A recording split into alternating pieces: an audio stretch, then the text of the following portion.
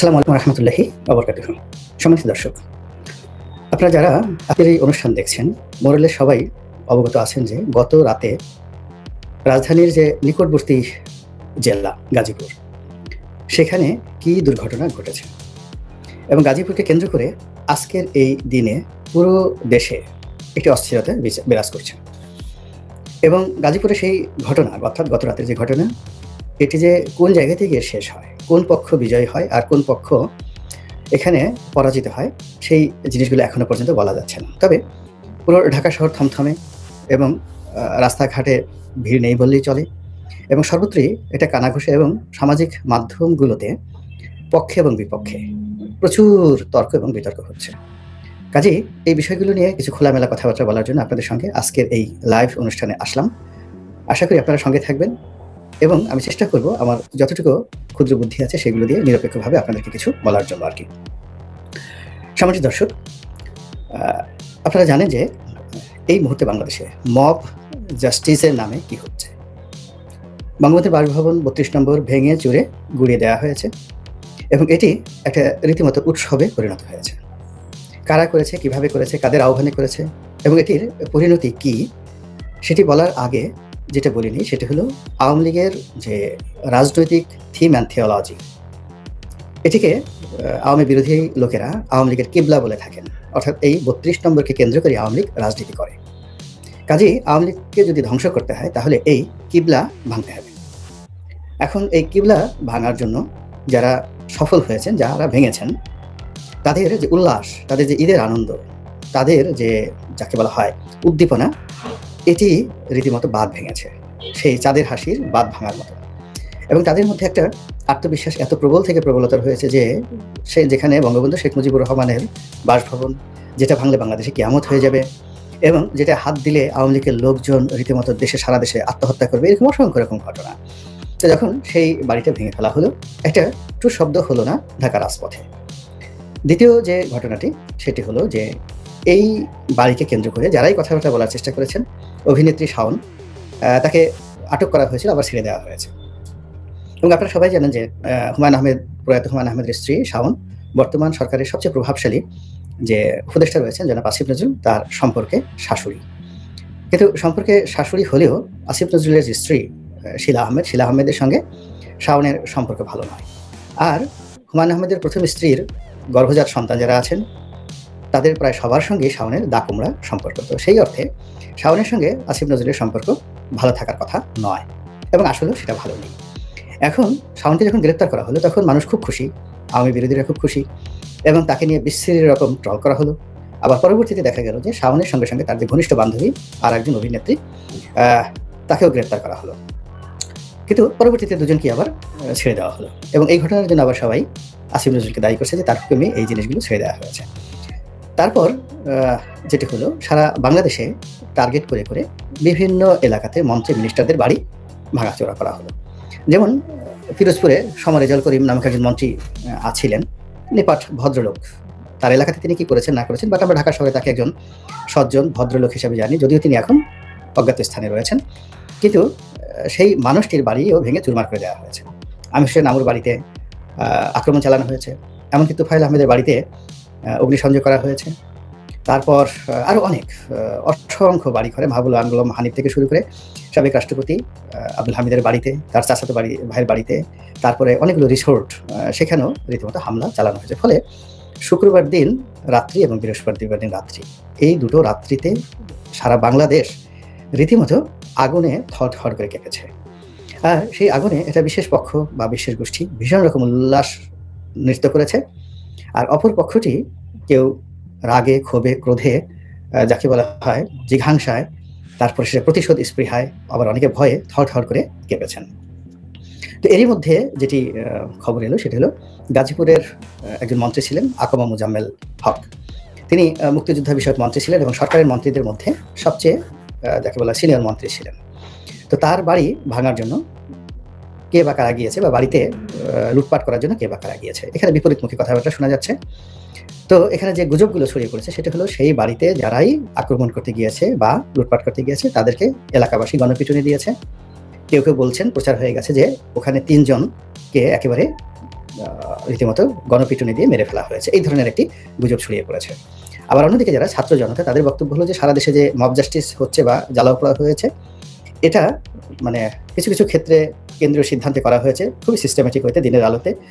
সেখানে ভিকো মেশিন থেকে শুরু করে অন্যান্য যে মেশিনগুলো নেওয়া হয়েছে সবই করা হয়েছে। আবার অনেক ক্ষেত্রে দেখা যাচ্ছে যে ছাত্রদের নাম ভাঙিয়ে অনেকে এই চুরি ডাকাতির রাহাজানি করেছে। তো গাজীপুরে যারা সমন্বয়ক বা ছাত্র জনতা রয়েছেন, তাদের মধ্যে হঠাৎ করে একটা দেশপ্রেম জাগ্রত হলো, এবং তারা যখন খবর পেল যে এরকম একটা ঘটনা ঘটতে যাচ্ছে, তখন তারা ঐক্যবদ্ধ হয়ে সেখানে যাওয়ার চেষ্টা করলো। কিন্তু তারা সেখানে গিয়ে তারাও ভীষণ রকম বিপদে পড়লো এবং অনেকে পিটুনির শিকার হলো। ওই অবস্থায় তারা আইনশৃঙ্খলা রক্ষাকারী বাহিনীর সাহায্য চাইলেন। অনেকে আইনশৃঙ্খলা রক্ষাকারী বাহিনীকে, অর্থাৎ বিশেষ করে পুলিশকে টেলিফোন করে, তাদেরকে নর্মালি সমন্বয়করা এই সময় স্যার ডাকেন না, কিন্তু বিপদে পড়ে তারা স্যার ডেকেছেন এবং তাদের পা ধরেছে যে স্যার আপনাদের দুটো পায়ে ধরি, আপনারা বাঁচান। কিন্তু তারা নানা রকম টাল বাহানা করেছেন এবং এই দেশপ্রেমিক ছাত্র এবং জনতাকে উদ্ধার করার জন্য সেখানে যাননি।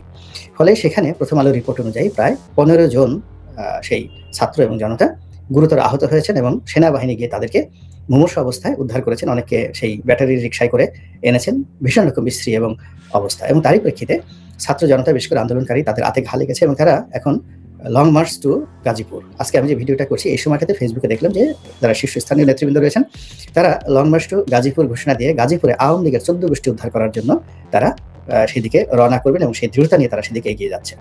ফলে গাজীপুরকে কেন্দ্র করে একটি সংঘাত, অনিবার্য একটি সংঘাত, সেটা আমাদেরকে দেখতে হবে। এবং সেই সংঘাতে কি কি পরিণতি হতে পারে এবং সেই সংঘাতের মারাত্মক বিষক্রিয়া সারা দেশে কিভাবে ছড়িয়ে যেতে পারে, সেই বিষয়গুলো নিয়ে আলোচনা করবো। তার আগে একটু দেখে নিই যে আমার সঙ্গে কারা কারা যুক্ত আছেন এবং কতজন কি কি মন্তব্য করেছেন। সম্মানিত দর্শক, আমি নিচে থেকে শুরু করি।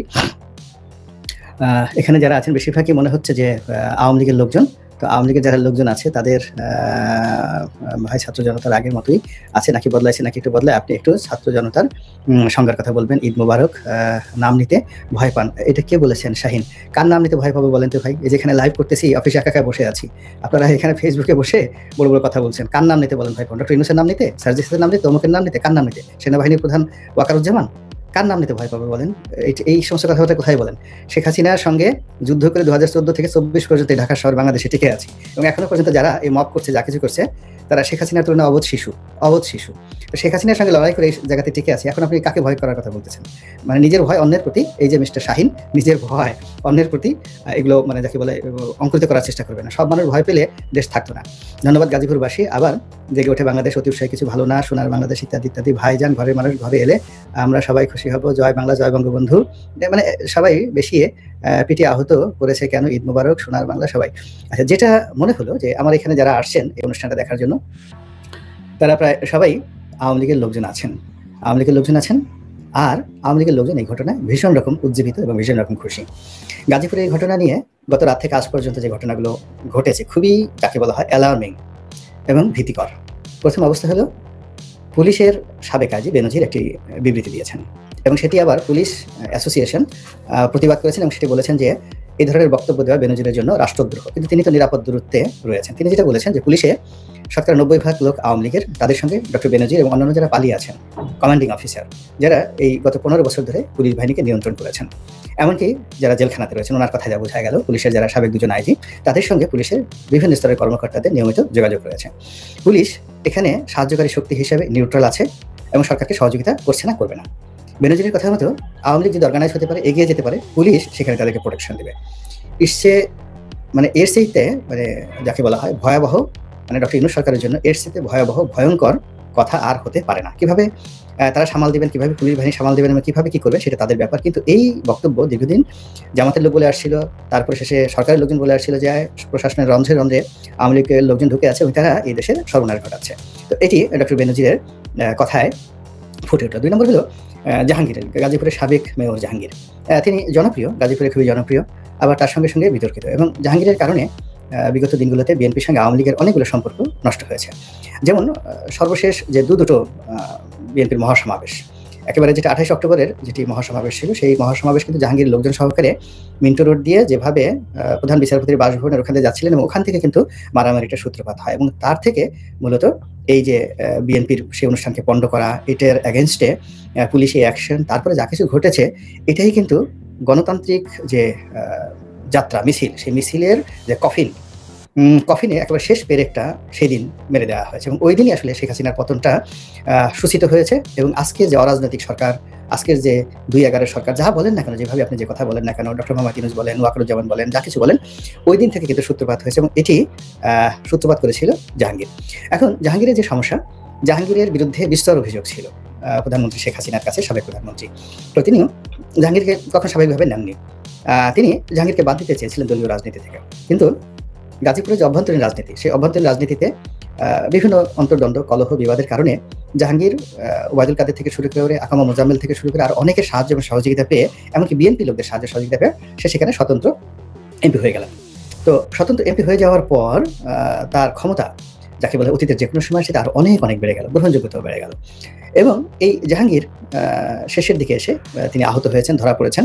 তো মানে তারপর আবার পালিয়ে গেছেন। জনগণই তাকে পিটিয়েছে, আবার জনগণই তাকে রক্ষা করেছে। এটা একটা অদ্ভুত। তো সেই জাহাঙ্গীর তিনি এই সময়টিতে গাজীপুরের এই ঘটনাতে টেলিফোনে তার একটি বক্তব্য ভাইরাল হয়ে গেছে। তিনি যে কথাটি বলেছেন যে, আমাদেরকে যদি দিনের বেলায় এই ঢাকা রাজধানীতে এবং গাজীপুরে যদি ঘুরতে দেওয়া না হয়, বাংলাদেশে যদি ঘুরতে দেওয়া না হয়, তাহলে আমরা এমনভাবে সংগঠিত আছি এবং আমরা সিস্টেমেটিক ওয়েতে, সাংগঠনিক ওয়েতে গা ঢাকা দিয়ে আছি, কিন্তু যে কোনো অকারেন্স ঘটানোর মতো শক্তি এবং সামর্থ্য আমাদের আছে। তো আমরা যদি দিনে আমাদেরকে চলতে ফিরতে দেওয়া না হয়, আমরা রাতে কাউকে ঘুমাতে দেব না। আপনি বোঝার চেষ্টা করুন, এটি একটা রীতিমতো যাকে বলে গৃহযুদ্ধের হুমকি। রাতে আপনি শুয়ে আছেন, আমার কথাই চিন্তা করুন, বা আওয়ামী লীগ যাদেরকে টার্গেট করছে তারা শুয়ে আছেন, তাদের আত্মীয় স্বজন শুয়ে আছেন। তো সেখানে গিয়ে দেখা গেল আগুন লাগিয়ে দিল, গান পাউডার দিয়ে আগুন লাগিয়ে দিল, পেট্রোল ঢেলে আগুন লাগিয়ে দেওয়া হলো। এটা তো জাস্ট জাহাঙ্গীরের কথা মতো তাদের জন্য ভাত মাছের বিষয়। এবং বেনজিরের কথা মতো এখানে যদি পুলিশ সাহায্য করে, তাহলে আলটিমেটলি এখন যারা বড় বড় কথাবার্তা বলছেন, এই পুরো পরিস্থিতি উল্টে যেতে 24 ঘন্টা সময় লাগবে না। এরপরে যেটি হচ্ছে সেটি হলো, ফেসবুক থেকে শুরু করে অন্যান্য জায়গাতে বলা হচ্ছে যে তাদের পরবর্তী টার্গেট হলো টুঙ্গিপাড়া। এবং ফেসবুক একটা গুজবের জায়গা, সেখানে বলা হচ্ছে যে অমুক দলের লোকজন, তারা অমুক দল মানে আবার জামাতের লোকজন, তারা বিভিন্ন তাবলিগের ছদ্মবেশে গোপালগঞ্জের বিভিন্ন মসজিদে যাওয়ার চেষ্টা করছে, সেখানে লুকিয়ে থাকার চেষ্টা করছে, একসাথে সংগঠিত হয়ে তারা সেটা আক্রমণ করবে। এবং আমি মনে করি যে এটা কখনোই জামাত করবে না, কিন্তু এই ধরনের গুজব ছড়িয়ে মানুষকে রীতিমতো বিক্ষুব্ধ করে তোলা হচ্ছে। ফলে কি হচ্ছে, বরিশাল, পটুয়াখালী, তারপর ভোলা, পিরোজপুর, ঝালকাঠি, শরীয়তপুর, মাদারীপুর, গোপালগঞ্জ, ফরিদপুর, এই এলাকাগুলোতে আওয়ামী লীগের যে জনপ্রিয়তা বা প্রাধান্য রয়েছে, এবং এখানে এখনো পর্যন্ত মাঠে ঘাটে কিন্তু আওয়ামী লীগের সব নেতাকর্মীরা পালায়নি। এবং ওখানে বিএনপির সঙ্গে মূল শক্তি হলো বিএনপি। তো বিএনপির সঙ্গে সেখানে আওয়ামী লীগের সম্পর্ক কিন্তু ভালো সম্পর্ক।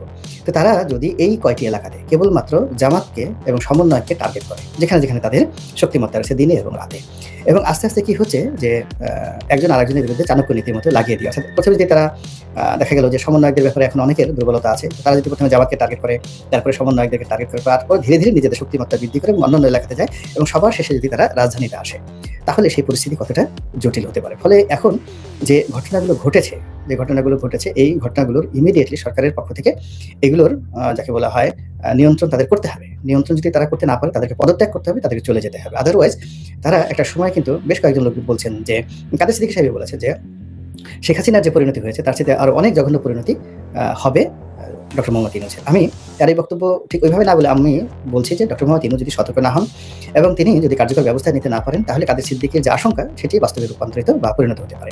এখানে মূল ব্যাপার হলো যে, বাবা আপনি পারবেন না একটা জিনিস। আপনাকে যদি একজন ইউটিউবারের কথা শুনতে হয়, একজন ফেসবুকারের কথা শুনতে হয়, একজন আপনার নাতির বয়সী ছেলের হুমকিতে যদি আপনার হাঁটু কাঁপে, আপনি ওই সিংহাসনে কিভাবে বসে থাকবেন বলেন? এটা তো ঠিক না। আপনার কথা যদি আইজি সাহেব না শুনে, আপনার কথা যদি সেনাপ্রধান না শুনে, আপনার কথা যদি এসপি সাহেব মুভ না করে, আপনার কথা যদি একটা থানা না চলে, তাহলে শুধু শুধু ওখানে বসে থেকে আপনি কেন আপনার সারা জীবনের অর্জন নষ্ট করতে যাচ্ছেন? এই গেল একটা বিষয়। 2 নম্বর হলো যে, এখানে যারা সমন্বয়ক রয়েছেন তাদের মধ্যে এখন অনেকগুলো গ্রুপ হয়ে গেছে।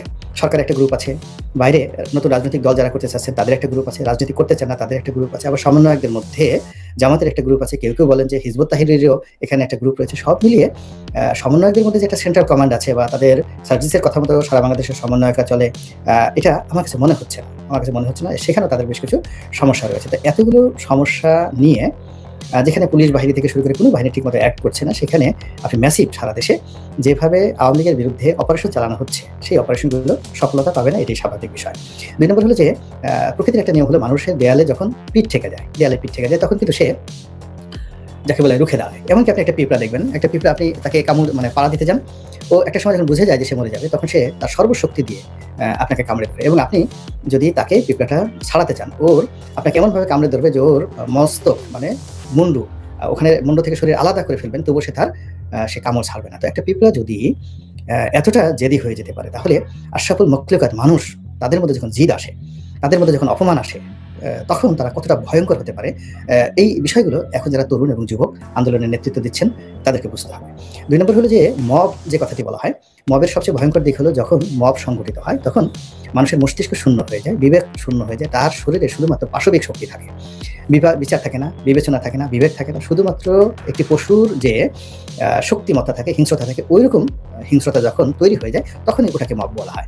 ফলে মবের নামে আপনি মিছিল করেন, মবের ব্যানারে আপনি জাস্টিস করেন, মবের ব্যানারে আপনি ভাঙচুর করেন, এই কাজগুলো কোনো অবস্থাতেই ভালো না, টিট ফর ট্যাট। এখন দেখুন প্রকৃতি এখানে একটা বিচার করে। অনেক লোক বলার চেষ্টা করছে যে দেখুন, যেদিন মওদুদ আহমেদের মতো সম্মানিত লোককে রাস্তায় নামিয়ে দেওয়া হয়েছিল, যেদিন আপনার বেগম খালেদা জিয়ার বাড়ি ভেঙে দেওয়া হয়েছিল, যে অঝরে তিনি যেভাবে কেঁদেছিলেন, তার পরিণতিতে আজকে সুধা সদন বা যাকে বলা হয় ৩২ নম্বর জ্বলছে। এখন এই কথাগুলো তো আপনাকে শুনতে হবে, এটা হলো প্রকৃতির বিচার। তো প্রকৃতি যদি সেটা ধরে নেন, সেটার বিচার হচ্ছে। আবার এখন আল্লাহ তো নিজে এসে ফেরেশতা পাঠিয়ে কোনো কাজ করেন না, তার মানুষ দিয়ে কোনো কাজ করেন না। আবার এখন আপনি সারা বাংলাদেশে যাদের বাড়িঘর ভাঙবেন, তো এই বাড়িঘর ভাঙার যে একটা সংস্কৃতি চালু হলো, এটা তো অতীতে আওয়ামী লীগ করেনি। আওয়ামী লীগ হয়তো বেগম জিয়ার বাড়িটা ভেঙেছেন, তারপরে মওদুদ আহমেদকে বাড়ি থেকে উচ্ছেদ করেছেন, কিন্তু সারা বাংলাদেশে মির্জা ফখরুল সাহেবের বাড়িতে তো কোনোদিন একটা ঢিল কেউ মারেনি। কিংবা বিএনপি জামাতের শফিক সাহেবের যে হাসপাতাল আছে, শফিক সাহেবের যে ব্যবসা বাণিজ্য আছে, সেখান থেকে কখনো আক্রমণ করেনি। এমনকি জামাতের অফিস তালা দেওয়া হয়েছে, তারপর শেষে তারপরে ওই মাহমুদুর রহমান সাহেবের আমার দেশ পত্রিকা তালা দেওয়া হয়েছে, কিন্তু আমার দেশের সামনে জায়জাদিনের সামনে কখনো কোনো অবস্থাতে এইভাবে প্রথম আলোর সামনে যেভাবে জিয়াফত করা হয়েছে, এই জিনিসগুলো তো হয়নি। তো এই বিষয়গুলো যখন শুরু হয়ে গেল, এটা কি এখানে শেষ হয়ে যাবে? আপনার কি মনে হয়? কখন এটা শেষ হবে না, বরং এই যে বাংলাদেশে যেমন দেখা গেল বেগম জিয়ার বাড়ি একটা ভাঙা হয়েছে, এখন শেখ হাসিনা 2টো বাড়ি ভাঙা হলো। আর এখন যদি বাংলাদেশে সারা বাংলাদেশে 1000 এরকম বাড়িকে মাটির সঙ্গে গুঁড়িয়ে দেওয়া হয়, আগামীতে ধরে নিতে পারেন যে 10,000 বাড়ি এইভাবে ভাঙবে। সেটা 1 দিন পরে হোক, 10 দিন পরে হোক, 10 বছর পরে হোক। তো এই যে প্রকৃতির বিচার এবং মানুষ এই জিনিসগুলো বংশ পরম্পরায়, এই জিনিসগুলো কিন্তু তার মধ্যে যাকে বলা হয় প্রবাহিত হয়। ধরুন এখন যদি আওয়ামী লীগ কিছু করতে না পারে, 10 বছর পরে হোক, 20 বছর পরে হোক, কিন্তু এই জিনিসগুলো হবেই। কিন্তু এই যে তরুণ প্রজন্ম থেকে শুরু করে তাদের উপরে যারা রয়েছেন, মাথা রয়েছেন, এমনকি যারা সরকার পরিচালনা করছেন, তাদের তো অনেক ব্যাপারে অভিজ্ঞতা রয়েছে। কেন তারা এই বিষয়গুলো আমলে নিচ্ছেন না, এবং কেন এই বিষয়গুলো বন্ধ করতে পারছেন না? এবং এই বিষয়গুলোর একটা সমাধান না হলে আমাদের এই দেশটি গৃহযুদ্ধের দিকে চলে যাবে, এবং সেই গৃহযুদ্ধ থেকে কেউ বাঁচাতে পারবে না। আল্লাহ আমাদের সবাইকে হেদায়েত দান করুন এবং হেফাজত করুন। আসসালামু আলাইকুম ওয়া রাহমাতুল্লাহি ওয়া বারাকাতুহু।